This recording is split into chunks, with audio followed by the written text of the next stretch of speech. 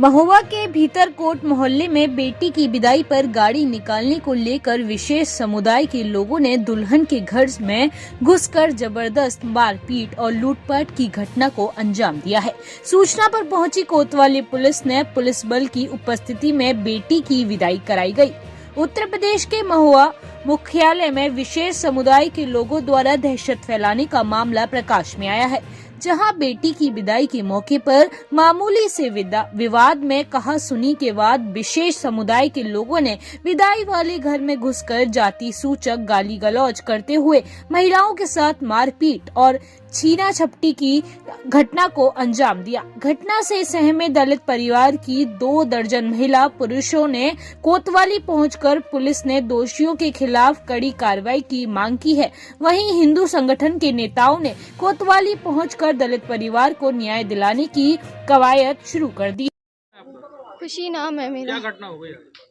जी, मेरी बहन की शादी थी, आज उसकी विदाई थी। तो गेस्ट हाउस से हम लोग घर आ रहे थे क्योंकि घर से विदा होनी थी बहन की। सब लोग दीदी की विदाई के लिए तैयारी में लगे हुए थे, दीदी को तैयार कर रहे थे। पापा सब लोग ये लोग अपना सामान गेस्ट हाउस से ला रहे थे। घर में कोई जेंट्स नहीं था, सिर्फ लेडीज़ थी। अचानक जब दीदी को लेके आ रहे थे हम लोग, दीदी को जैसे उतारा तो उन्होंने गाड़ी आगे लगा ली। जब गाड़ी आगे लगाई तो उन्होंने कहा कि हम लोगों ने कहा आपको दिख नहीं रहा है कि लड़की निकल रही है। तो उन्होंने बदतमीजी से बात की और फिर इसके बाद गाली गलौज करने लगे। तो जब हम लोगों ने देखा कि ऐसे क्यों बोल रहे हैं, फिर बोलने लगे कि लड़के इकट्ठे करो, लड़के इकट्ठे करो, बुलाओ सब लोगों को। बस ऐसे कर बोल के मारने के लिए बोलने लगी। सब लोगों को बुला लिया अपने तलवार लेके आए, बंदूक लेके आए और इतने सारे लोग थे, बहुत सारे लोग आ गए थे। मेरे बड़े पापा सामान लेके आ रहे थे गेस्ट हाउस से, उनको तो कुछ पता भी नहीं था। वो जैसे उतरे उन्होंने पूछा कि क्या हुआ, उन्होंने इतना ही पूछा, उनको पकड़ के सीधे मारने लगे। मेरे भाई को भी मारा। जब हम लोगों ने बचाया तो बुआ को मारा, उनको यहाँ चोट आ गई, उनकी चूड़ियाँ जेवर सब ले लिया। मुझे भी मारा, झीका झपटी की, पता नहीं क्या हुआ। मेरी बहन दुल्हन पेटीकोट ब्लाउज में ऐसे भागती हुई चली आई अपने पापा को बचाने के लिए। उसके भी जेवर गिर गए, उसके भी जेवर ले गए। हम लोगों को कुछ पता नहीं है, वो सब लोग मुसलमान थे और वो नहीं बोल पा रही सर। क्या है भीतरकोट का मामला है और किस तरह से हिंदू परिवार को पीड़ित किया जा रहा है? महोबा में लगातार कुछ मुसलमान जिहादी हिंदुओं को टारगेट बनाकर उनके साथ मारपीट करने का प्रयास करते हैं। ऐसा ही एक आज मामला है कि एक के कृष्णा मंडपम किसी गेस्ट हाउस से शादी थी, वाल्मीकि समाज हमारी एक हिंदू बहन की।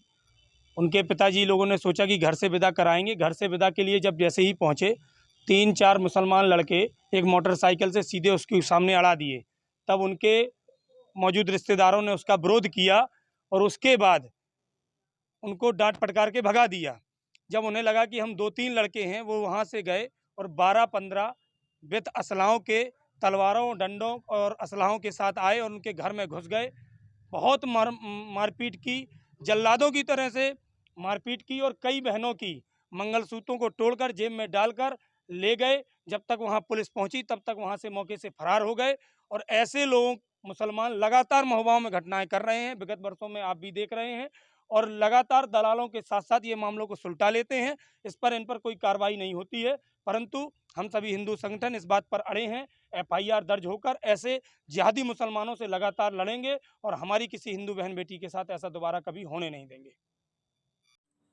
ये शहर कोतवाली में भीतरकोट मोहल्ला है। वहाँ रात को एक शादी बारात आई हुई थी और आज विदाई होनी थी और वहाँ पे भीड़ भाड़ इकट्ठी थी। वहीं से सामने से मोहल्ले के ही कुछ और लोग निकल रहे थे, जिसको लेके दोनों पक्षों में विवाद हो गया और पुलिस को सूचना मिली। तत्काल प्रभारी निरीक्षक कोतवाली और CO वहाँ मौके पर पहुँचे हैं और बारात जो है वो सकुशल विदा करा दी गई है। जो आपस में इन लोगों में वाद विवाद हुआ था उसके संबंध में तहरीर प्राप्त होने पर अग्रिम कार्रवाई की जाएगी।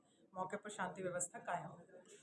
अभी किन्हीं लोगों को गिरफ्तार किया गया? कोई नहीं, अभी कोई गिरफ्तारी नहीं हुई, मात्र धक्का मुक्की और आपस में वाद विवाद हुआ था। इस संबंध में वहाँ पे सर्वप्रथम लॉ एंड ऑर्डर मेंटेन करना था, वो व्यवस्था हो गई है अब और वार्ता की जा रही है। इस संबंध में जो भी तहरीर प्राप्त होगी नियमानुसार वैधानिक कार्रवाई की जाएगी।